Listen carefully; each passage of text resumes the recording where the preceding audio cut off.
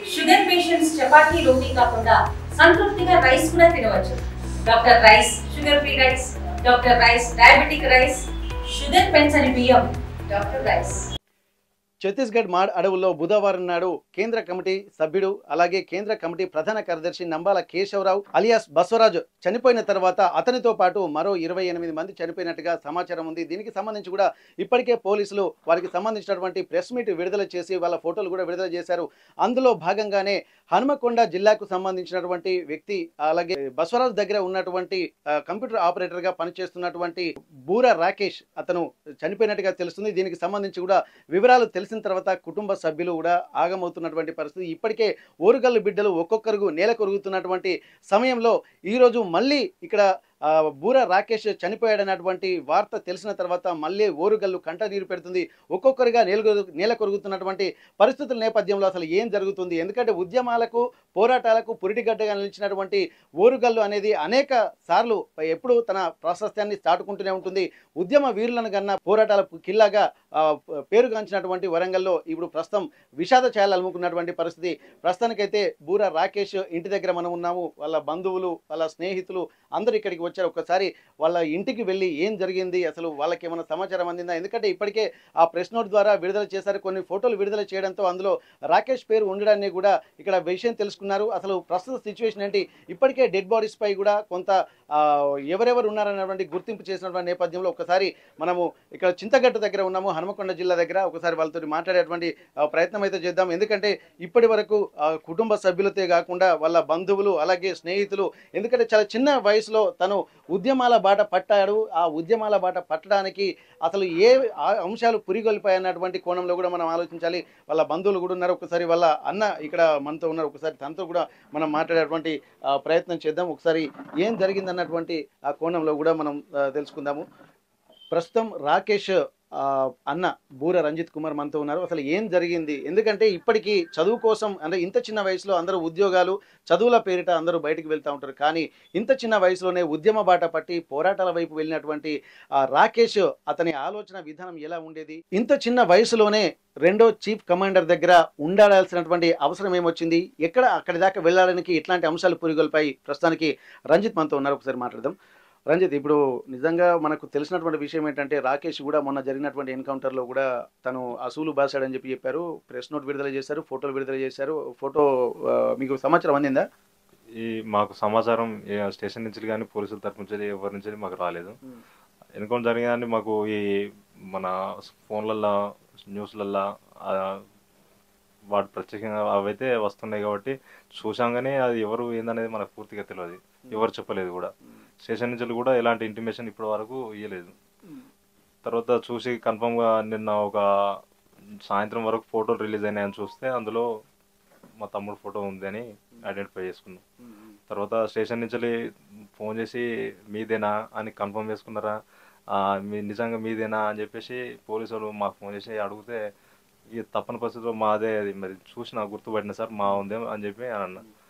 దాన్ని ఓకే అయితే మీదైతే ఓకే, మరి మీదేనా కాదా అని కన్ఫర్మ్ కోసం తెలుసుకోవడానికి చేసినాం అని చెప్పింది. ఓకే, ఇప్పుడు డెడ్ బాడీ ఇంకా ఎక్కడ ఉంది? ఇప్పుడు డెడ్ బాడీ ఇంకా పోస్ట్ మార్టం కోసం అక్కడే ఉందట బీజాపూర్లో.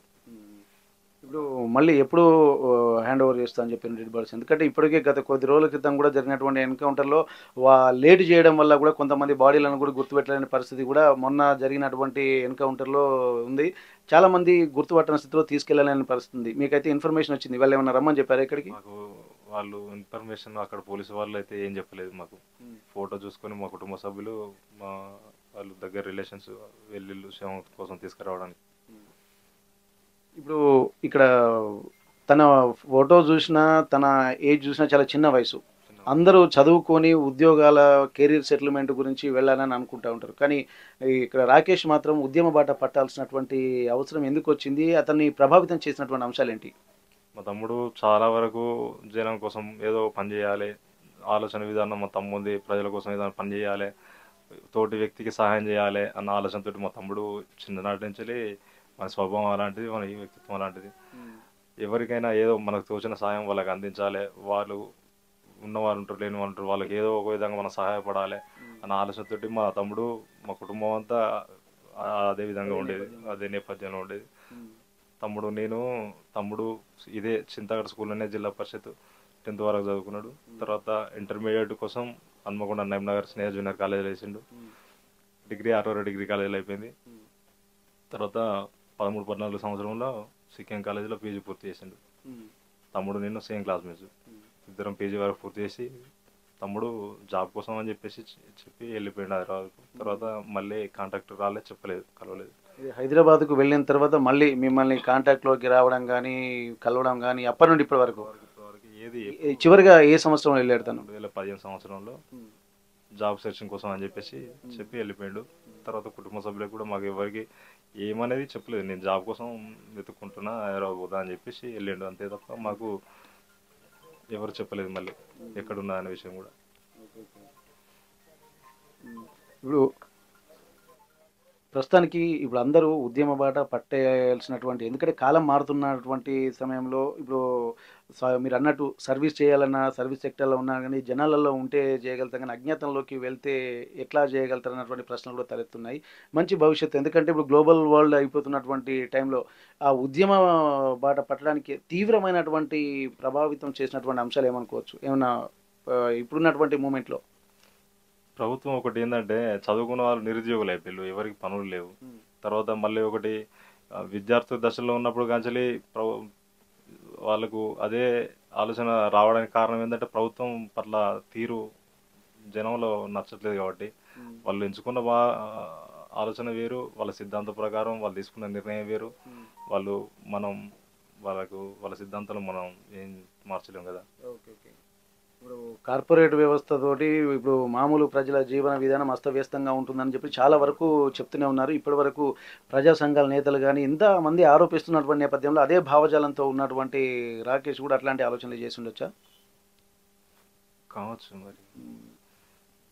ఇప్పుడు మళ్ళీ తను 2015 తర్వాత ఇక్కడ నుంచి మీరు హక్కుల కోసం, మేము చదువుకునే విద్యార్థి దశ నుంచే హక్కుల కోసం, ప్రజల పక్షాన మాట్లాడడం కోసం, ఏదైనా భౌతిక దాడులు జరిగినా, అత్యాచారాలు జరిగినా ఒక సంఘం తరఫున తెలంగాణ ప్రజాఫ్రంట్లో ప్రధాన కార్యదర్శిగా, తర్వాత సహాయ కార్యదర్శిగా పనిచేసినాము. తమ్ముడు నేను పనిచేసినప్పుడు ఏం జరుగుతుంది సమాజంలో, ఏ విధంగా ఉండాలి, ఏం చేయాలి మనం అని చెప్పేసి హక్కుల కోసం మేము రోడ్డెక్కి నిరసన తెలియజేస్తూ కూడా మా మీద రాజద్రోహ కేసులు, నిర్బంధాలు, తీసుకుపోయి కేసులు పెట్టడం, ఇబ్బందులు పెట్టడం మమ్మల్ని ఈ విధంగా చేసిలు మమ్మల్ని పోలీసులు. అప్పుడు చేసిన అయినా కూడా మేము తప్పలేదు, చేసుకుంటూ పోతూనే ఉన్నాం.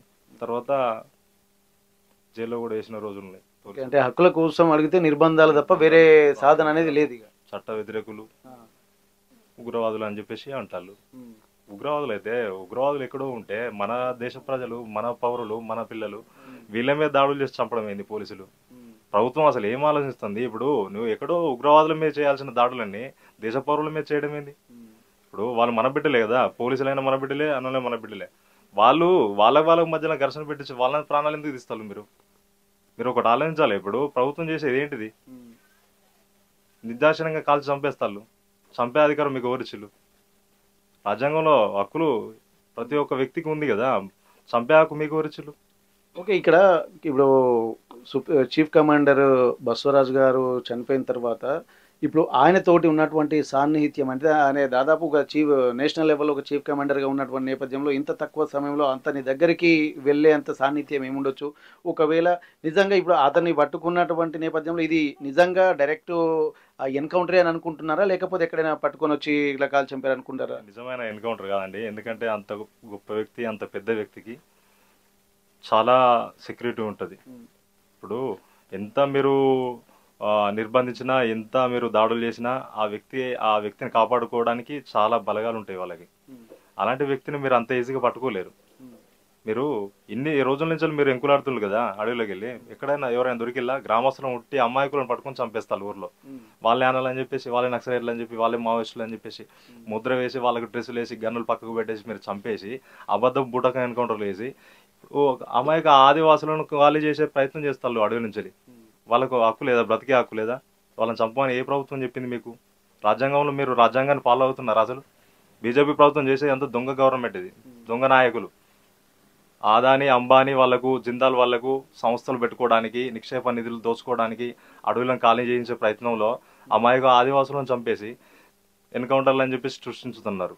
ఇప్పుడు ఛత్తీస్గఢ్లోనే ఈ ఎన్కౌంటర్లు ఎందుకు జరుగుతున్నాయి? అసలు ఆపరేషన్ కగార్ని కూడా ప్రతిష్టాత్మకంగా తీసుకుంది 2026 వరకు మొత్తం కంప్లీట్గా మావోయిస్ట్ రహిత సామ్రాజ్యం చేద్దామని చెప్పి అమిత్ షా గారు కూడా చెప్తున్నారు. నేపథ్యంలో ఇప్పుడు ఇట్లాంటి ఎన్కౌంటర్ల వెనుక ఏం కారణం ఉంటున్నదని అనుకుంటున్నారు? ఎందుకంటే మీకు కూడా కొంత అది సేమ్ భావజాలం ఉన్నది. ఎందుకంటే హక్కుల కోసం పోరాడుతున్నటువంటి సమయంలోనే ఇదే సమయంలో ఆదివాసులు కూడా తమ హక్కుల కోసం గగ్గోలు పెడుతున్నటువంటి పరిస్థితులు కనిపిస్తున్నాయి.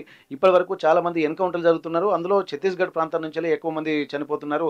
అక్కడక్కడ మన తెలంగాణకు సంబంధించినటువంటి వాళ్ళు, అందులో ముఖ్యంగా వరంగల్ బిడ్డలు కూడా చనిపోతున్నారు. ఎక్కడ చనిపోయినా అని ఆ ఎన్కౌంటర్ పేరు చెప్పి ఇక్కడ చూపిస్తున్నారు, మన సొంత ప్లేస్లో తీసుకొస్తున్నారు. ఇట్లాంటి నేపథ్యంలో ఆ అడవుల ఆ ఎన్కౌంటర్ల వెనుక అంతరార్థం ఏముంటుందని అనుకోవచ్చు? అడవులో అంతరార్థం ఏమంటే ఇప్పుడు అడవులలో నిక్షేప నిధులు ఉన్నాయి, ఖనిజాలు ఉన్నాయి, మనకు కావాల్సిన బడా సంస్థలకు వ్యాపారవేత్తలకు ఉపయోగపడే నిక్షేపాల నిధులు అన్నీ ఉన్నాయి. కాబట్టి ఆ అడవిని సాధించాలంటే హక్కుల కోసం పోరాడే ఆదివాసులు ఉన్నారు, వాళ్ళ తరఫున ప్రజల కోసం పోరాడే వాళ్ళు మావోయిస్టులు ఉన్నారు. కాబట్టి వాళ్ళని చంపుతేనే వీళ్ళు అక్కడ అడుగు పెట్టగలుగుతారు. ఆ నిధులను దోచుకోవడానికి, వీళ్ళకు సంస్థలు పెట్టడానికి, ఫ్యాక్టరీలు కట్టడానికి, అక్కడ నిధులను దోచుకోవడానికి వాళ్ళకు ఈజీ అవుతుంది. కాబట్టి ప్రతి వ్యక్తిని మావోయిస్టులను ముద్ర వేసి చంపేస్తారు అమాయక ఆదివాసులను. పాపం వాళ్ళని తినడానికి తిండి లేకుండా, బయటికి వెళ్ళనీయకుండా, గృహ నిర్బంధం లేక పెట్టేసి వాళ్ళ మీద అత్యాచారాలు చేయడం, పసిపిల్లలను కూడా చంపేయడం, సంవత్సరం వెళ్ళిన పసిబిడ్డను కూడా మావోయిస్ట్ అని చెప్పేసి కాల్చి చంపేయడం. ఇదెక్కడి రాజ్యాంగం? ఏం ప్రభుత్వం ఇది? ప్రజలకు బతికే హక్కు లేదా? అడవిని నమ్ముకొని బతికే వాళ్ళు అడవిలో ఉండకపోతే ఎక్కడుంటారు? వాళ్ళకు తిండి తిప్పల కోసం అడవిలో తిరుగుతారు. వాళ్ళు తిరిగితే మాత్రం మావోయిస్టులు అవుతారా? వాళ్ళని చంపమని ఏ అధికారం చెప్పింది మీకు? ఏ రాజ్యాంగం చెప్పింది? ఓకే, ఇప్పుడు ఒక్కరొక్కరుగా ఇప్పుడు మావోయిస్టుల అంతమే కేంద్ర ప్రభుత్వ పంతంగా మనకు కనిపిస్తుంది. అట్లాంటి దాంట్లోనే ఒక సెంట్రల్ చీఫ్ను, సెంట్రల్ కమాండెంట్ను కూడా ఇక్కడ ఫైనల్గా, ఎందుకంటే ఇంతవరకు ఆ స్థాయి అధికారిని ఎన్కౌంటర్ చేసినటువంటి దాఖలాలు కూడా ఎప్పుడు లేవు. అట్లాంటి సమయంలో కూడా ఇక్కడ మావోయిస్టులకు ఒక పెద్ద ఎదురుదెబ్బ తగిలిందని చెప్పి ఇప్పుడు వాళ్ళు చెప్తున్నారు. నిజంగా ఇట్లాంటి పరిస్థితులు అసలు మావోయిస్టులను నిర్మూలించేటువంటి పరిస్థితులు ఉంటాయని అనుకోవచ్చా? నిర్మూలించడం అంటే ప్రభుత్వం ఒక శపథం చేసింది కదా, మార్చి 26 కల్లా 2026 సంవత్సరంలో అంతం చేస్తా అని ఒక కంకణం కట్టుకొని ఇప్పుడు ప్రతి వ్యక్తిని చంపడమే లక్ష్యంగా చేసుకుని అసలు సరెండర్ అనే అవకాశం లేకుండా, పట్టుకున్న వాళ్ళను కాల్చకుండా ప్రభుత్వానికి సరెండర్ చేయడం కానీ ఇలాంటివి లేదు. ఆడ మనిషి అవపడితే ఫస్ట్ కాల్ చేయడమే. ఇదెక్కడి రాజ్యాంగం? ఫస్ట్ ఇప్పుడు ఎవరు చెప్పారు మీకు అసలు? ఇప్పుడు మావోయిస్టులతో శాంతి చర్చలు జరపమని వాళ్ళు చాలా సార్లు అంటే నువ్వు ఎందుకు పట్టించుకుంటలేవు? మాట్లాడడానికి నీకు నష్టం ఏం జరుగుతుంది? వాళ్ళకి సమాధానం చెప్పాల్సిన తెలివి లేదా? నీకు బాధ్యత లేదా? వాళ్ళు పౌరులే కదా, మన దేశ బిడ్డలే కదా, వాళ్ళతో నువ్వు ఎందుకు మాట్లాడవు? ప్రతి వ్యక్తి, ప్రతి ఒక్క ప్రతిపక్షం కూడా అడుగుతుంది కదా మిమ్మల్ని, ప్రతి పౌరుడు అడుగుతున్నాడు, వ్యతిరేకిస్తున్నాడు మీ ప్రభుత్వాన్ని. అది మీకు అర్థం కావటం లేదా? ఎందుకు చంపుతానో వాళ్ళని చెప్పేసి రోడ్డెక్కి నిరసన తెలుస్తుంది, అది కళ్ళకి కనిపించడం లేదు మీకు? ఇవన్నీ ఎందుకోసం వేస్తారు జనాలు? రోడ్డుకి ఎందుకు ఎక్కుతారు? ఎందుకు మాట్లాడుతున్నారు దీని గురించి? మీరు చంపడం నేరం, ప్రాణం తీసే హక్కు మీకు లేదు. ఇప్పుడు కేంద్ర ప్రభుత్వం ఇట్లా నిర్ణయం తీసుకుంటున్నటువంటి నేపథ్యంలో కూడా మొన్న మాజీ సీఎం కేసీఆర్ కానీ, ఇక్కడ రేవంత్ రెడ్డి కానీ వీళ్ళందరూ కూడా ఏంటంటే ఖగర్ ఆపరేషన్ ఆపాలని చెప్పి అంటున్నారు. ఒకవేళ తెలంగాణ ప్రాంత వ్యవస్థను కనుక చూసినట్టయితే ఇట్లాంటివి ఈ క్షేమం కాదన్నటువంటి ఒక ఇండికేషన్ కూడా తెలంగాణ వాసులందరూ వ్యక్తం చేస్తున్నటువంటి నేపథ్యంలో రేపు ఇట్లాంటి వాళ్ళు మాత్రం కంటిన్యూ చేస్తున్నారు. మరి తదుపరి పరిణామాలు ఎలా ఉండబోతుండేది? ఎందుకంటే ఇప్పుడు చిన్న వయసులోనే ఒక ఉద్యమ బాట పట్టినటువంటి వాళ్ళు ఎంతో మంది ఉన్నారు. కొన్ని ఎన్కౌంటర్లు చనిపోయినటువంటి వాళ్ళు కూడా 18 సంవత్సరాల నుండి 25 సంవత్సరాల లోపలే ఈ మధ్య ఎక్కువ కనిపిస్తున్నారు. మరీ చూసినట్టయితే మళ్ళీ 60 నుండి 70 సంవత్సరాల మధ్య వయసులో ఎక్కువగా చనిపోతున్నారు.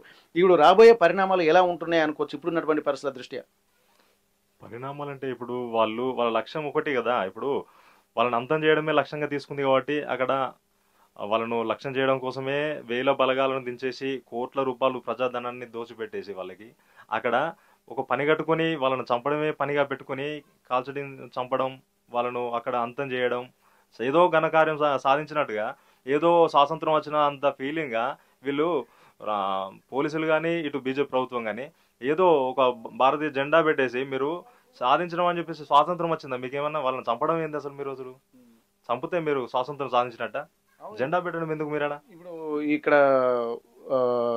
దోబే కొండలు అలాగే నీలం సరాయ్ కొండలలో కూడా జాతీయ జెండాను ఇక్కడ పాతినటువంటి పరిస్థితి చాలా వరకు అంటున్నారు. ఇది ఏంటంటే వేరే దేశాన్ని మీరు ఆక్రమించుకున్నారా, జాతీయ జెండాను పాతాల్సినటువంటి అవసరం ఇప్పుడు మీరు చెప్పినట్టు అదే ఆలోచన చాలా మంది వ్యక్తం చేస్తున్నారు. నిజంగా ఇప్పుడు ఏ ఆలోచనతోటి ఈ జాతీయ జెండాను అక్కడ ఎగరేస్తున్నారు అనుకోవచ్చు?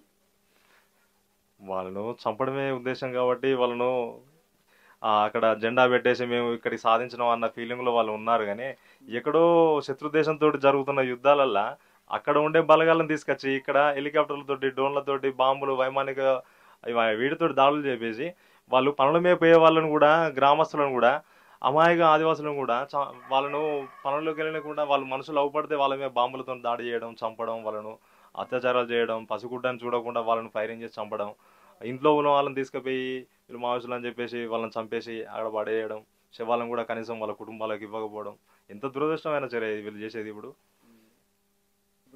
మీకు ఎందుకంటే మొన్న కూడా రీసెంట్గా ఇంతకుముందు మనం మాట్లాడుకుంటున్నట్టు చాలా వరకు డెడ్ బాడీస్ తీసుకోలేనటువంటి పరిస్థితి. ఇప్పుడు మీ వాళ్ళు ఎవరైనా వెళ్ళారు అక్కడికి తీసుకోవడానికి? ఇన్ఫర్మేషన్ అంటూ ఏమీ లేదండి. కాకపోతే మాకు తమ్ముది ఫోటో అది క్లియర్ చేసుకున్నాక ఎవరు ఇంటిమేషన్ ఇవ్వకపోయినా పోయి తీసుకొచ్చుకోవాలని చెప్పేసి కుటుంబ సభ్యులు మా వాళ్ళు వెళ్ళి తీసుకురావడం కోసం వెళ్ళారు.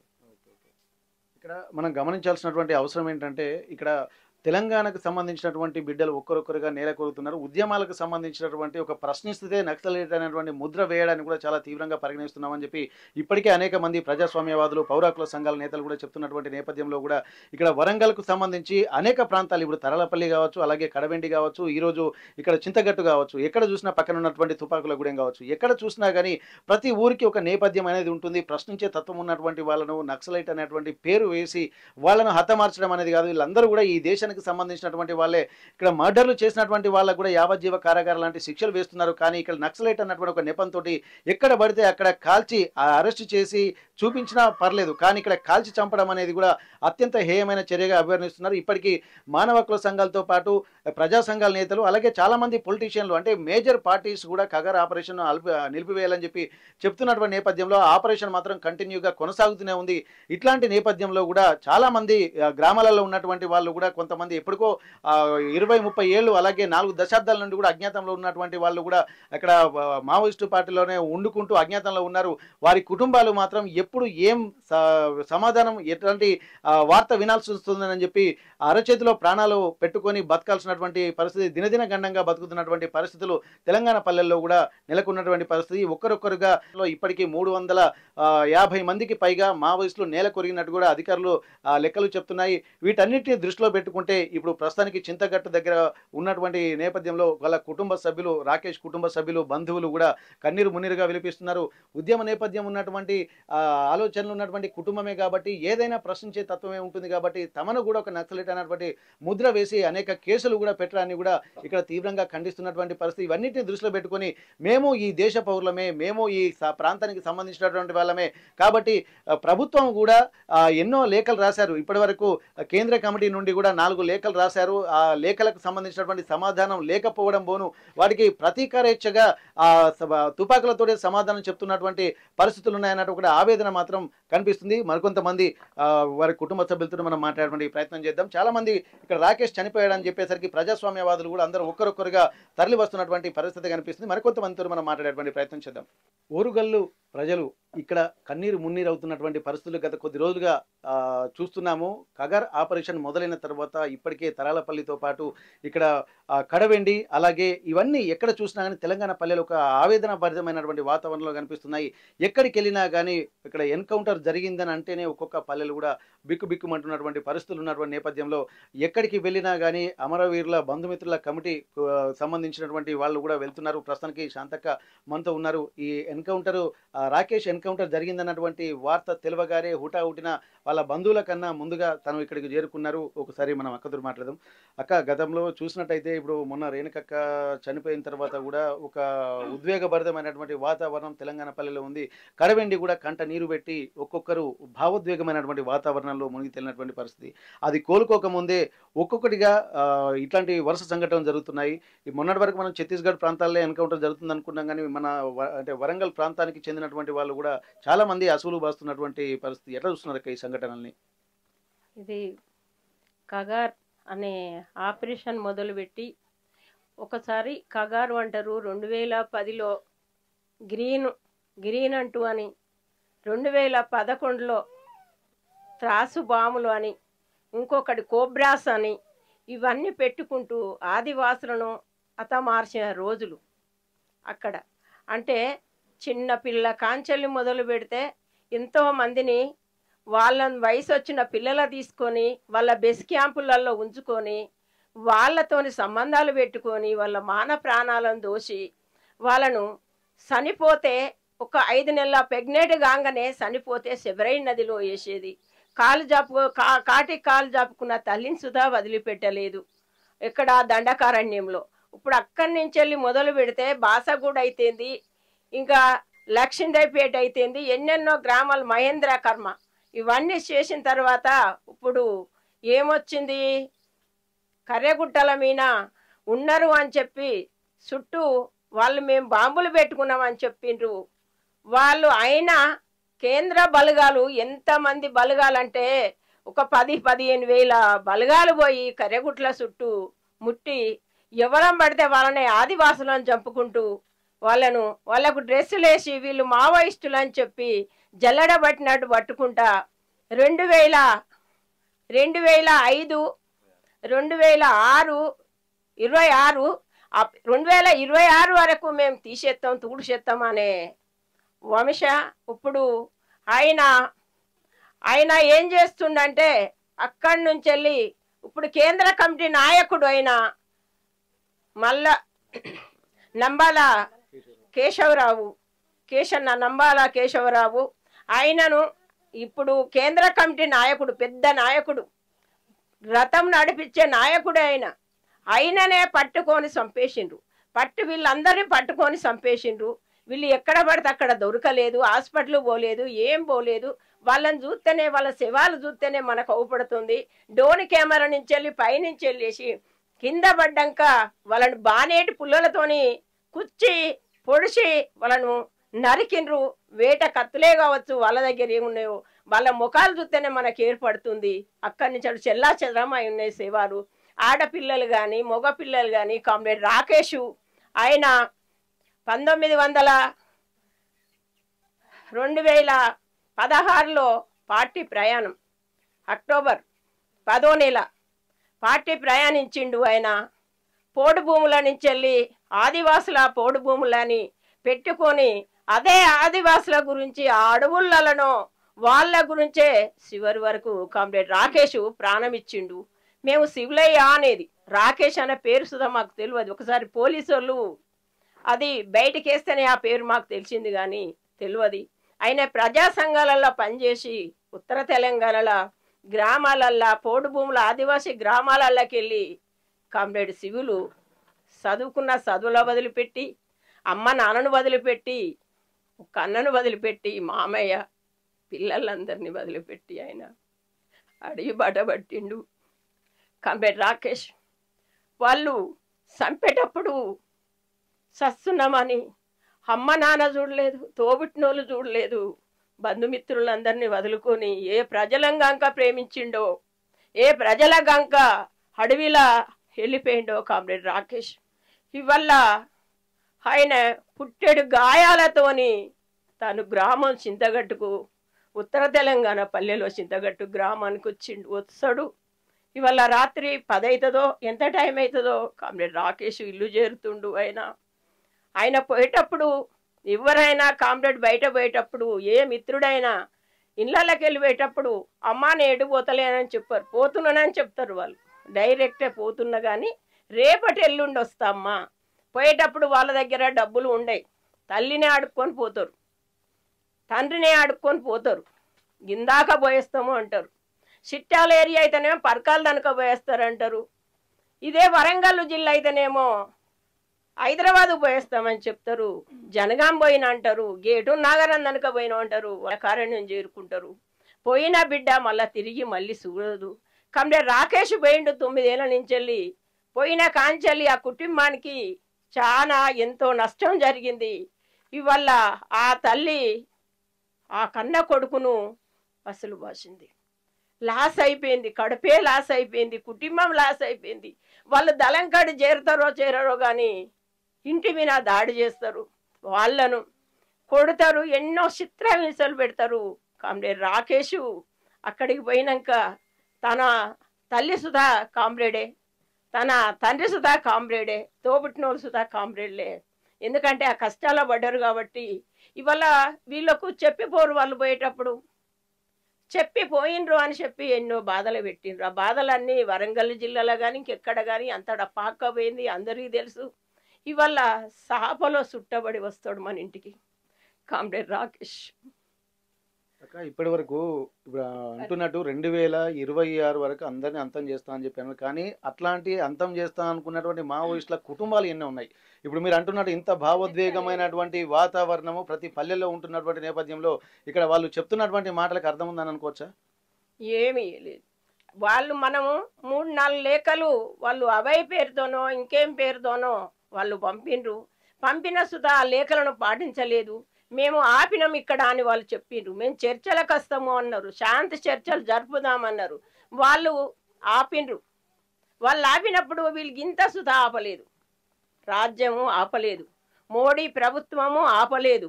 అక్కడ వీళ్ళు ఆపక శాంతి చర్చలు రావాలని కర్రెగుట్టల గురించి ఎన్నో దిక్కులు ఎన్నో ప్రజా సంఘాలు కలిసి ఎన్నో ధర్నాలు చేసుకుంటూ మొన్న హైదరాబాద్లో సుధా పెద్ద ఎత్తున ధర్నా చేసిండ్రు. అయినా ఇవి ఆగడం లేదు, శాంతి చర్చలకు రావడం లేదు. కర్రెగుట్టలల్లా గ్రామాలల్లో తిరిగి ఆదివాసులను తీసుకొచ్చి చంపి వాళ్ళకు డ్రెస్సులు వేసి మావోయిస్టులు అంటారు. ఇవాళ 28 మంది సుతా అట్నే కావచ్చు అనుకున్నాము. అలా ఈయన నంబర్ల కేశవులు కానీ ఇంకో అన్న వెంకటేష్ కానీ ఇప్పుడు ఇంకో అమ్మాయి పేరు వచ్చింది. ఇంకా కొంచెం ఆగితే ఇంకేం పేరు వస్తుందో విజయ అని, హైదరాబాదు సంగారెడ్డికి చెందిన అమ్మాయి అంట విజయ, కామ్రేడ్ విజయ. ప్రజా సంఘాలలో పనిచేసి ఆమె పార్టీలకు వెళ్ళి ఆమె సుధా ఉన్నది అని చెప్పిండ్రు. ఈరోజు ప్రభుత్వమే ప్రకటన చేయవచ్చు, వాళ్ళే చేసి ఉంటారు. ఇవాళ ఇంతమందిని చంపితే మేమేమనుకున్నామంటే ఎవరిని చంపినరో వీళ్ళను హాస్పిటల్ పోతుంటే దొరికిన హాస్పిటల్ కాదు, చుట్టుముట్టి డ్రోన్ కెమెరాలతోని పైనుంచి వెళ్ళి వచ్చేసి ఆ కింద పడ్డోళ్ళను ఇంకా మామూలే కాదు, ఇంకా బ్యాండెడ్ పుల్లలతోని పొడిచి కత్తులతోని పొడిచి నరికి వాళ్ళ చెల్లా చెదరం చేసిండ్రు. ఇవాళ రాజ్యం ఇవంతా చేసి ఇదంతా చేస్తుంది, దీని మీద కుట్ర పొందుతుంది. ఇవాళ మేము అమరుల బంధుమిత్రుల సంఘంగా మేము మాట్లాడుతున్నాము. మా కుటుంబాల శపన అనేది ఎన్నడో ఒక్కరు తాకక ఊకోదు. ఎవరు మాట్లాడరు ఈ మాట, నేను మాట్లాడుతున్నా కన్న కాబట్టి. నా బిడ్డ ఇంటికి ముఖం లేకుండా వచ్చింది, కడసరికి నేను ముద్దు పెట్టుకుందామన్న స్థానం లేదు. కాబట్టి రాకేష్ ఆ పిల్లను చూసి అయినా వెనుక కాగలేదు, ఆయన ముందుకే వెళ్ళిండు కానీ వెనుక కాగలేదు. ఎవరైనా కానీ ఇవాళ రాజ్యం చేస్తుందని ఇవాళ ఎంత దూరం ఇసిరేస్తే ఆ గోడకు తాకితే బాలు అంత రుబడితోని వెనుకకు వస్తుంది. దాన్ని ప్రభుత్వం గమనించాలి. ఇవాళ అమరుల బంధుమిత్రుల సంఘంగా మేము చెప్తున్నాము, జోహార్లు కామ్రేడ్ రాకేష్ కు, జోహార్లు కామ్రేడ్ రాకేష్ కు, జోహార్లు కామ్రేడ్ శివలయ్యకు. కొనసాగిద్దాం శివలయ్య ఆశయాలను, కొనసాగిద్దాం కామ్రేడ్ రాకేష్ ఆశయాలను. జోహార్లు నంబర్ల కేశవులకు, జోహార్లు నవీనన్నకు, జోహార్లు విజయక్కకు. కొనసాగిద్దాం అమర వీరుల ఆశయాలను. ఇక్కడ ఏంటంటే వరంగల్ అంటేనే ఇంతకుముందు చెప్పుకున్నాం, ఇది ఒక ఉద్యమాలకు ఒక కిల్లాగా మారినటువంటి పరిస్థితి. రాణి రుద్రమదేవి ఉన్నటువంటి ఆ ప్రాంతంలో కాకుండా సమ్మక్క సారలక్కల వీరోచిత పోరాటమే కాకుండా తెలంగాణ ఉద్యమంలో కూడా క్రియాశీలక పాత్ర పోషించినటువంటి ఈ ఉద్యమాలలోనే ఒక ప్రశ్నించే గుణం ఉంటుందన్నటువంటి ఆలోచనలు ఉమ్మడి వరంగల్ జిల్లానే కాదు, యావత్ తెలంగాణే కాదు, ఇప్పుడు దాదాపు రాకేష్ లాంటి వ్యక్తులు అమరులైన తర్వాత దేశమంతా కూడా తెలుస్తుంది. నంబాల కేశవరావు కూడా ఇక్కడికే ఆర్ఈసీలోనే చదువుకున్నారు. ప్రముఖ దివంగత నేత గద్దర్ కూడా ఆర్ఈసీలోనే చదువుకున్నారు. అంటే బీజాలు మాత్రం ఉద్యమ నేపథ్యాలు మాత్రం ఇక్కడే పడ్డాయని చెప్పి చెప్పుకోవాల్సినటువంటి పరిస్థితి. వరంగల్ అన్నటువంటి ఒక స్థానం ఏదైతే ఉందో అదొక రకమైనటువంటి ఒక పురిటిగడ్డగా చెప్పుకున్నటువంటి పరిస్థితి. ఇప్పుడు రాకేష్ మృతదేహం ఇక్కడికి చేరుకుంటుందన్నటువంటి, పార్థివ దేహం ఇక్కడికి చేరుకుంటుందన్నటువంటి వార్తల వస్తున్నటువంటి నేపథ్యంలో మళ్ళీ వరంగల్ ఎక్కడైతే కడబెండిలో ఎట్లాంటి పరిస్థితులు అయితే రేణుకక్క చనిపోయిన తర్వాత ఎట్లాంటి పరిస్థితులు ఉన్నాయో ఇప్పుడు చింతగట్టు కూడా అట్లాంటి పరిస్థితులే రాబోతున్నాయి. మళ్ళీ ఇక్కడ ఉన్నటువంటి ప్రాంతం అంతా ఎర్ర జెండాలతో ఎరుపెక్కబోతుంది. ఏదేమైనప్పటికీ కూడా ఉద్యమాల కోసం కన్న తల్లిదండ్రులను అలాగే కుటుంబ సభ్యులను బంధుమిత్రులను అందరినీ వదిలిపెట్టి నమ్ముకున్న సిద్ధాంతం కోసం ప్రశ్నించే తత్వాన్ని నిలబెట్టడం కోసం ఆత్మాభిమానాన్ని చంపుకోలేక ఆత్మవంచన చేసుకోలేక అనుకున్న లక్ష్యం వైపు ముందుకే సాగరు తప్ప ఒక్క అడుగు కూడా వెనకకు వేయలేదన్నటువంటి ఆలోచనలు వాళ్ళు చెప్తుంటే ఎంతో భావోద్వేగమైనటువంటి వాతావరణం తెలుస్తుంది. ఇప్పుడు శాంతక్క చెప్తుంటే చుట్టుపక్కల ఉన్నటువంటి వాళ్ళందరూ హృదయాలు ద్రవించుకుపోతున్నాయి, కళ్ళలో కంట నీరు గలగల రాలిపోతున్నటువంటి పరిస్థితి. ఇక్కడ ఎందుకు అంటే ఇక్కడ ఉన్నటువంటి వాళ్ళందరూ ఎవరో ఒకరు ఏదో రూపంలో తమ బిడ్డల్ని కోల్పోయినటువంటి వాళ్ళే చాలా ఉన్నారు. అందుకే అమరవీరుల బంధుమిత్రుల కమిటీ తరపు నుండి కూడా రాకేష్కు నివాళులు అర్పిస్తున్నటువంటి పరిస్థితి. ఇప్పుడు ప్రస్తుతానికి ఇక్కడి పరిస్థితి చూస్తుంటే ఆ రాకేష్ను కన్న తల్లి శివలయ్య అనుకుంటూ భావోద్వేగానికి గురై గుండెలు అవిసేలా రోధిస్తున్నటువంటి పరిస్థితి. ఆ తల్లి ఆవేదన వింటున్నటువంటి బంధువులు కూడా ఒక్కొక్కరు బిక్కుమంటూ తమకున్నటువంటి ఇద్దరు కొడుకుల్లో ఒక కొడుకు అమరుడైపోయాడన్నటువంటి ఆవేదన తల్లిని కూర్చొనిస్తలేదు, కంటి మీద కునుకు లేకుండా చేస్తుంది. ఒకసారి ఆ తల్లితోటి మాట్లాడదాము, వాళ్ళ బంధువులతోటి కూడా మాట్లాడదాము, ఎట్లాంటి భావోద్వేగ పరిస్థితులు ఉన్నాయనేది ఇక్కడ మనకు చుట్టుపక్కల వాళ్ళందరినీ చూస్తుంటే తెలుస్తుంది. మరి కొంతమందిని కూడా మనం కనుక్కునేటువంటి వాళ్ళతో మాట్లాడేటువంటి ప్రయత్నం అయితే చేద్దాం. బూర రాకేష్ అమరుడయ్యాడన్నటువంటి వార్త తెలిసిన తర్వాత బంధువులు కూడా అందరూ ఒక్కరొక్కరుగా చేరుకుంటున్నారు. తను మొన్నటి వరకు డౌట్ ఉండే, ఎందుకంటే చనిపోయింది తమ బిడ్డనేనా కాదా, ఎక్కడో బతికుంటాడన్నటువంటి ఏదో ఒక చిన్న ఆశ. కానీ పోలీసులు ఫోటో చూపించిన తర్వాత ఇది మీ కుటుంబ సభ్యులేనా అని వాళ్ళకు వార్త తెలిసేసరికి ఒక్కసారిగా ఆ ఫోటో రాకేష్ది అని తెలిసిన తర్వాత వాళ్ళ సోదరుడితో పాటు కుటుంబ సభ్యులు కూడా ఒక కంట నీరు ఆగకుండా కన్నీరు కలగలా గారుతున్నటువంటి పరిస్థితి. ఇప్పటి వరకు ఆ భావోద్వేగమైనటువంటి వాతావరణం అయితే కనిపిస్తూ ఒక్కసారి మనం కుటుంబ సభ్యులతో మాట్లాడేటువంటి ప్రయత్నం చేద్దాం. ఇక్కడికి వాళ్ళ బంధువులందరూ కూడా ఇక్కడికి వచ్చినటువంటి నేపథ్యంలో కూడా నా శివులయ్య ఏడని చెప్పి ఆ తల్లి ఆ కంట నీరు పెడుతూనే ఉంది. ఇక్కడ ఎవరిని చూసినా కానీ ఆ భావోద్వేగమైనటువంటి వాతావరణం అయితే కనిపిస్తుంది. నా శివయ్య ఎప్పుడు వస్తాడు అని అనుకుంటేనే వాళ్ళు మామూలు పరిస్థితులు అయితే లేరు. ఆ తల్లి రోదనను మాత్రం మనం ఇప్పుడు మాట్లాడే సందర్భమా కాదా అని తెలియదు, కానీ తప్పలేని పరిస్థితి. ఎందుకంటే ఆ తల్లి గుండె ఆవేదన ఎట్లా ఉందో చూడొచ్చు. నా శివయ్య లేదు, 9 ఏళ్ళు అవుతుంది పోయి. నాయ్యా నేను హైదరాబాద్ పోతానమ్మా అన్నాడు. 300 ఇల్లు వెళ్ళిపోయింది నా కొడుకు. నాయ్యా ఒక చెద్దరు 2 జతల బట్టలతోటే పోయిండు. నేను ఎల్లుండి వత్తమ్మా అని పోయిండు నా శివయ్య. నా నాయన ఇక ఆకాంక్ష మాతోటి మాట లేదు, ముచ్చట లేదు. ఇక మా శివులు ఎక్కడ ఉన్నదో మాకు తెలియదు. ఓ నాయనా మళ్ళా అమ్మ పోతానన్న ముచ్చట, కానీ మళ్ళీ మారు ముచ్చట లేదు. ఆయన మంచి తెలియదు, చెడు తెలియదు మాకు. ఓ అయ్యా 5 ఏళ్ళు తెలియదు, కానీ 9 సంవత్సరాలు అవుతుంది. నేను స్కూల్లో వంట చేస్తే వచ్చారకు 2 జతల బట్టలు చదువుకున్నాడు, ఒక చెద్దరు చదువుకున్నాడు. 2 గంటలకు వచ్చారకు అమ్మ నాకు ఒక 300 ఇయ్యి అన్నాడు. అంటే అయ్యో నేను పేపర్ బిల్లు కట్టినా అంటే 200 నా దగ్గర ఉండే, మా మరదలు 100 300 ఇవ్వగానే హైదరాబాద్ పోతానమ్మా అన్నాడు. మరి ఎల్లుండే నోళ్ళు బిడ్డ ఎప్పుడు వస్తామంటే వస్తా అన్నాడు అని పోయిండు. ఇక గంతే, ఇక మళ్ళీ మాకేం వార్త తెలియదు. ఇక అదే ముచ్చటతోడు పోయిండు నా కొడుకు. ఇక అంతవరకు నుంచి మాకు మంచి తెలియదు, చెడు తెలియదు, ఓ ఫోన్ తెలియదు, ఓ లెటర్ తెలియదు, ఏం తెలియదు. ఇక మాకు ఏం తెలియదు. ఇక ఈ వార్త వచ్చింది. పీజీ చేయించిన ఆయన నువ్వు దేశపడ ఖాళీది పోయేది. వాళ్ళ అన్నను అక్కడ మట్టవాడ పోలీస్ స్టేషన్ దగ్గర ఆ ఖాళీలో దించి అక్కడికి అయినా పోయేది. 2 ఖాళీది పోయేది వచ్చేది. ఒకళ్ళ సాయిత తెలియదు వాళ్ళకు. ఇప్పుడు శివయ్య మీ రాకేష్ ఇవి ఎందుకమ్మా ఉద్యమ బాటే పట్టాల్సినటువంటి అవసరం ఏమొచ్చింది? ఎందుకంటే మంచి అందరూ ఉద్యోగాలకు వెళ్తూ ఉంటారు, చదువుకోవాలి, డబ్బులు సంపాదించాలన్నటువంటి తోటే ఉంటారు. మరి ఎందుకు ఈ ఆలోచన వచ్చింది నాకు? ఎందుకంటే అంత ముందుకు ఎలక్షన్లో అప్పుడు మా ఇంటి మీద దాడి చేసిండ్లు, ఊళ్ళోళ్ళు వచ్చి దాడి చేసిండ్లు. ఇక అదే మనిషి మమ్మల్ని అందరినీ కొట్టిండ్లు. కొడితే మేము కేసు పెట్టినాం. మమ్మల్ని కులం పేరుతోటి కూడా తిట్టిండ్లు. తిడితే మేము ఎస్టీలా కేసు పెట్టినాం. అయినా ఎక్కువ పట్టించుకోలేదు రాజకీయ నాయకులు అంతా. ఇక కలిసి పట్టించుకోకుండా ఇక నా కొడుకు అదే దెబ్బతోటి పోయిండు. 2 నెలలకే ఇల్లు గొడవ అయినాక 2 నెలలకే వెళ్ళిపోయిండు నా కొడుకు. అంటే ఎప్పుడైనా మనకు ఇట్లాంటి ప్రమాదం తప్పదు, ఈ నిర్బంధం చూడలేక ఇక విధిలేని పరిస్థితుల్లో వెళ్ళారంటే అక్కడికి. కాలేజీకి పోతా అంటే కూడా రౌడీ సీటర్లు ఫాలో అయినలట. ఫాలో అయితే మమ్మల్ని ఇట్లా కూడా చదువుకొని ఇస్తలేరని ఇక అదే మనసులో పెట్టుకొని హైదరాబాద్ పోతానని చెప్పిండు నాతోటి. ఆయన వెంబడి పడ్డరట, వాళ్ళిద్దరు అన్నదమ్ములు వెంబడి పడ్డరట, వెనక ఫాల్ అయినలట బండ్లు వెనక. ఫాల్ అయితే మమ్మల్ని చదువుకుని ఇంటి మీదకి వచ్చి కొట్టుడు పోను, ఇంకా చదువుకొని కూడా చదువుకొని ఇస్తలేరని ఇక అది మనసులో పెట్టుకున్నాడు సార్. పెట్టుకొని ఇదే హైదరాబాద్. మీకు మామూలుగా ఎప్పుడైనా చెప్పిండా నేను ఇట్లా అన్నలకు పోతా మావిస్లో పోతాను అటువంటి సందర్భం ఏం రాలేదా? ఏం చెప్పలే, చెప్తే పోనిస్తామా సార్, హైదరాబాద్కే అన్నాడు. హైదరాబాద్ పోతా అన్నట్టే నమ్మిన. ఆయనకి ఏం చేద్దామని ఉండే అమ్మ, ఉద్యోగం ఏమన్నా మంచి సెటిల్ అయిద్దాం అన్నటువంటి ఆలోచన ఉండే ఎప్పుడైనా చెప్పిండా నీకు? పోయేది నేను పైసలు ఇచ్చేది, ఖాళీ పోతానంటే నేను బయటకి వెళ్ళిపోయేది. నాకు ఇట్లాంటి ఏది చెప్పకపోయేది, ఏం చెప్పలేదు. ఆయన 25 ఏళ్ళకి పోయిండు, ఇప్పుడు 30. నా పెద్ద కొడుకు అంటే 2 ఏళ్ళు చిన్నగా, అంతే అంతే. నా కొడుకు ఇదే కథ. నా కొడుకు మా అమ్మ పోతానన్న ముచ్చట, ఇక మళ్ళీ ముచ్చట లేదు. మీరేమైతారమ్మా? అయ్యా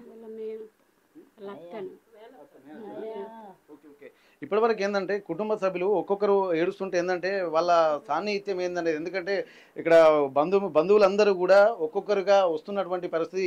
తన రాకేష్ చనిపోయాడన్నటువంటి వార్త తెలిసిన తర్వాత కూడా ఒక్కొక్కరు ఉండలేకపోతున్నటువంటి పరిస్థితి. నిజంగా మంచి కుటుంబానికి ఆసరా అవుతాడు, ఎందుకంటే వాళ్ళ కుటుంబంలో కూడా ఆర్థిక పరిస్థితులు, ఎందుకంటే హైదరాబాద్కి వెళ్ళి చదువుకుంటా అంటే 300 కావాలమ్మా అని చెప్పి అంటే 300 లేకపోతే 200 అడ్జస్ట్ చేసి ఇంకో 100 రూపాయలు బయట అడిగించినటువంటి ఆ పరిస్థితులు ఉన్నటువంటి కడు పేదరికమైనటువంటి పరిస్థితి. ఇక్కడ వాతావరణం చూస్తుంటేనే ఎట్లాంటి దీనస్థితి ఎదుర్కొంటున్నారని చెప్పి తెలుసుకోవచ్చు.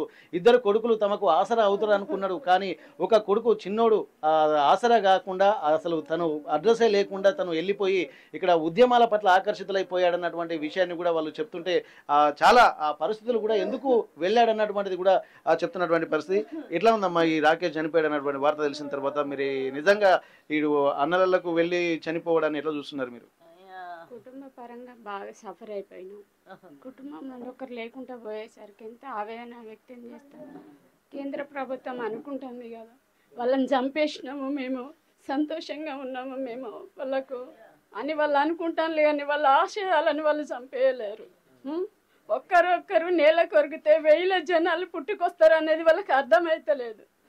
ఈరోజు ఖనిజ సంపద కోసం, వాళ్ళ కాళ్ళ కింద ఉన్న ఖనిజ సంపద కోసం వాళ్ళను ఒక్కరొక్కరిని నేల కొరిగిస్తూ ప్రతి ఒక్కరిని కుటుంబ పరంగా ఎంతో మంది కుటుంబాలను బలి తీసుకుంటారు వాళ్ళు. కేంద్ర ప్రభుత్వం అనుకున్నంత ఈజీగా ప్రతి ఒక్క బిడ్డ ఆశయాన్ని వాళ్ళు నేల కొరిగించారు. వాళ్ళ ఆశయాలను ప్రతి ఒక్క బిడ్డ ఎక్కడో ఒక దగ్గర పుడితేనే ఉంటుంది, వాళ్ళ ఆశయాలను కొనసాగిస్తూనే ఉంటారు. వాళ్ళు నేల కొరిగినంత మాత్రాన వాళ్ళ ఆశయం నేల కొరగలేదు. ప్రతి ఒక్క బిడ్డ పుట్టుకొస్తుంది. ఈ రోజు రాకేష్ పోతే ఎంతో మంది రాకేష్లు, ఎంతో మంది వివేకులు పుట్టుకొస్తారు. ఈ రోజు ఈ కుటుంబం నష్టపోయిందని మేము అనుకోవట్లేదు. ప్రతి ఒక్క కుటుంబం నుండి ప్రతి ఒక్క వీరుడు పుట్టుకొస్తాడు. ప్రతి ఒక్కరిని నేల కొరిగిస్తున్నామని వాళ్ళు విర్రవీగుతాను. మేము నమ్మాలి కేశవరాన్ని, కేంద్ర ప్రభుత్వం ఒక్కరిన నేల కొరిగిస్తున్నామని అనుకుంటారు, కానీ అలాంటి వాళ్ళు ఎంతో మంది ఎవరో ఒకరు ముందుకు వస్తారు. ప్రతి ఒక్కరిని వాళ్ళకు కూడా ఏదో ఒక రోజు నేల కొరిగే పరిస్థితి వస్తుందని వాళ్ళు అనుకుంటలేరు. మోడీ అయినా అమిత్ షా అయినా ఎవరైనా కూడా. ఎంతో భావోద్వేగమైనటువంటి వాతావరణం అయితే కనిపిస్తుంది ఇక్కడ ఉన్నటువంటి పరిస్థితులు. ఎక్కువ ఉండేది నాయన, నా మొగని సేవ చేసిండు తండ్రి, నా సేవ చేస్తాడు అనుకున్నా. అయ్యా నాయ్యా హైదరాబాద్ పోతాను అన్నాడు, ఇక పోయిండు. నవ్వులు ఉన్నాయి విద్య అంటే వస్తావా తెల్లారి అన్నాడు, ఇక అటే పోయిండు తండ్రి. నా బంగారం, నా బంగారం, నువ్వు ఇట్లా మంది పోయేది నాయన. నా మొగుడు సచ్చడాన్ని బతికించండు కొన్ని రోజులు నాయన. నాయన నా భర్త పోయినాక మమ్మల్ని ఎవరు చూస్తారు అనుకున్నావు నాయన. ప్రస్తుతానికి రాకేష్ వల్ల వదిన కూడా మనతో ఉన్నారు ఒకసారి. నిజంగా ఎందుకంటే కుటుంబ సభ్యులు ఇద్దరు అన్నదమ్ములు ఉంటున్నారంటే ఒక పెద్ద దిక్కు. అట్లాంటప్పుడు తన మరిది కూడా చనిపోయాడు అన్నటువంటి వార్త తెలిసిన తర్వాత ఎవరు అసలు కనీసం కూర్చోవాలన్నా కానీ అసలు వాళ్ళ ఆలోచన విధానం కూడా చాలా దారుణంగా వెళ్ళిపోతుంది. ఇప్పటి వరకు ఎన్నో జీవితంలో ఆశలు పెట్టుకున్నారు. వెళ్ళినటువంటి రాకేష్ ఎప్పటికైనా తిరిగి రాకపోతాడా అన్నటువంటి ఒక ఆలోచన మాత్రం ఉండేది. కానీ తను తిరిగి రాని లోకాలకు వెళ్ళి ఎప్పటికీ తిరిగి రాడన్నటువంటి విషయం తెలిసిన తర్వాత వాళ్ళ ఆవేదనకు అంతా ఇంత కాదు. ఒకసారి రాకేష్ నిజంగా ఇట్లా తిరిగి వస్తాడని చెప్పి అనుకున్నారమ్మా మీరు? అసలు ఆయన ఎట్లుంటాడో కూడా నాకు తెలియదు. ఎప్పుడు వస్తాడో చూద్దాం చూద్దాం అన్నట్టు ఉండేది. మమ్మీ మ్యారేజ్ కంటే ముందే పోయిండు. వాళ్ళ అన్నకు మస్తు ఇష్టం ఆయనంటే. వస్తాడు వస్తాడు వస్తాడు వస్తాడు ఎట్లా మంచోడే మంచోడే అని చెప్పేది. ఒక్కసారి అన్న వదిన మాట పిలుస్తాడన్న ఆశ ఉండేది. ఈ రోజు ఇట్లా తెలియగానే వదిన ఉండలేకపోతున్నావు.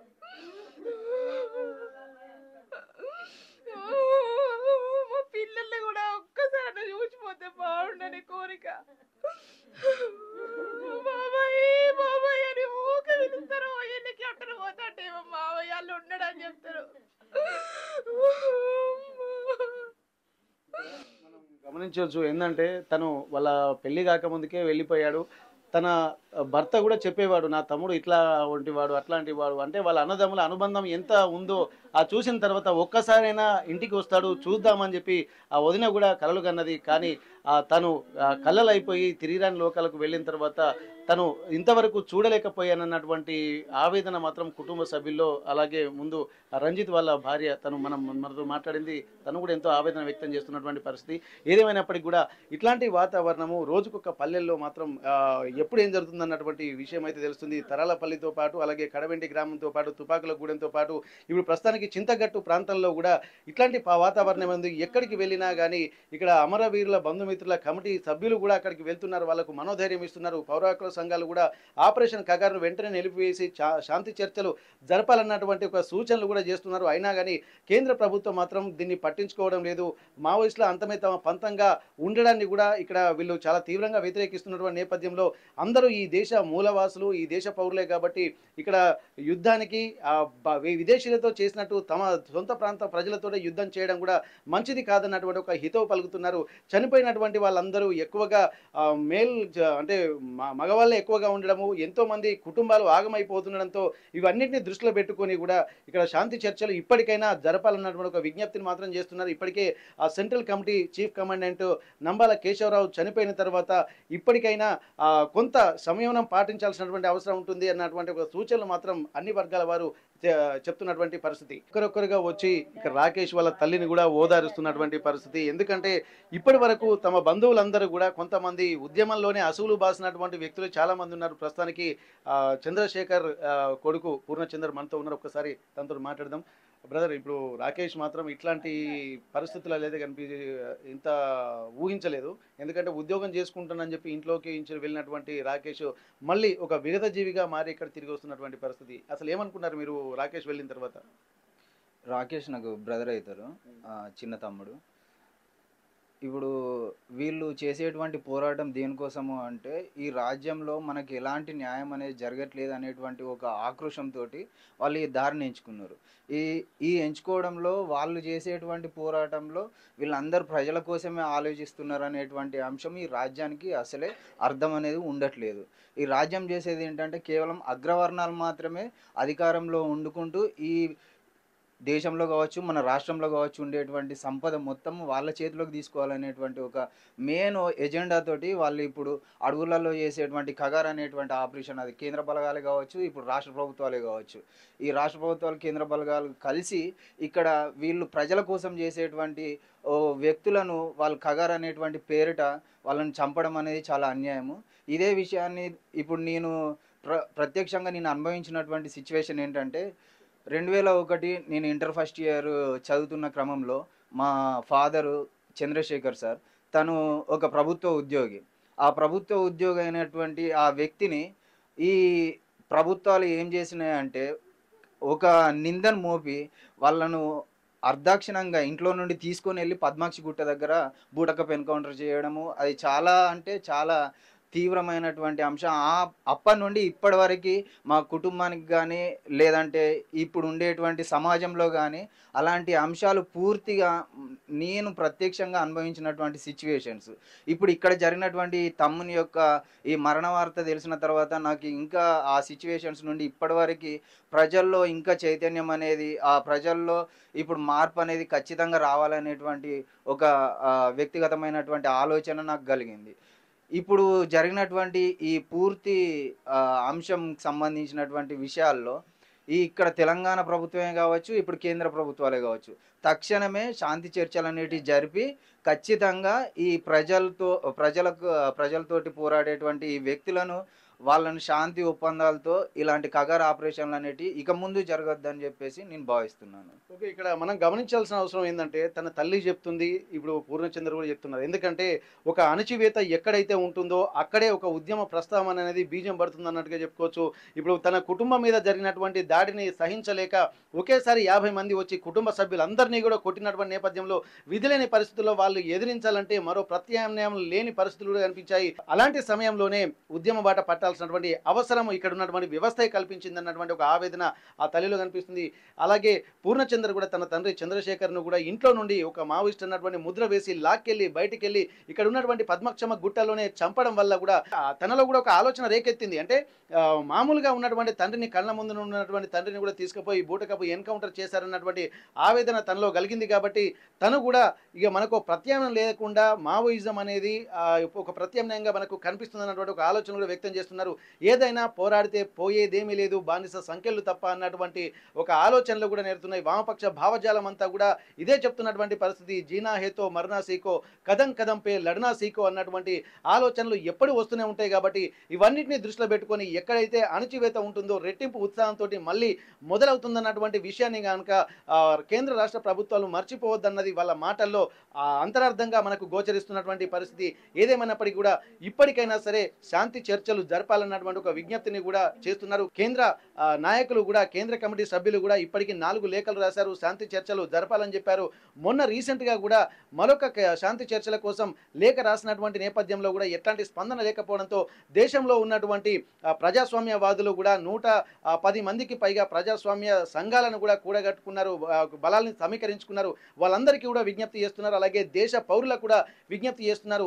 దీనికి శాంతి చర్చలే ఒక ప్రథమ సోపానంగా ఉంటాయి. కాబట్టి కేంద్ర రాష్ట్ర ప్రభుత్వాలు ఆలోచించి శాంతి చర్చల వైపు అడుగులు వేస్తే ఒక మంచి భవిష్యత్తు ఉన్నటువంటి భారతదేశాన్ని మనం చూస్తామన్నటువంటి ఒక విజ్ఞప్తిని కూడా చేశారు. కానీ అలాంటి అవకాశమే ఇక్కడ కేంద్ర ప్రభుత్వం ఇవ్వడం లేదన్నటువంటి ఒక ఆవేదన వ్యక్తమవుతుంది. ఇట్లాంటి వాళ్ళు ఇంకా ఎంతమంది బలి కావాలన్నటువంటి ఒక ఆవేదన కూడా ఇక్కడ పల్లెల్లో, అలాగే కుటుంబ సభ్యుల్లో, అమరవీరుల కుటుంబ సభ్యుల్లో కలుగుతున్నటువంటి పరిస్థితి నెలకొంది.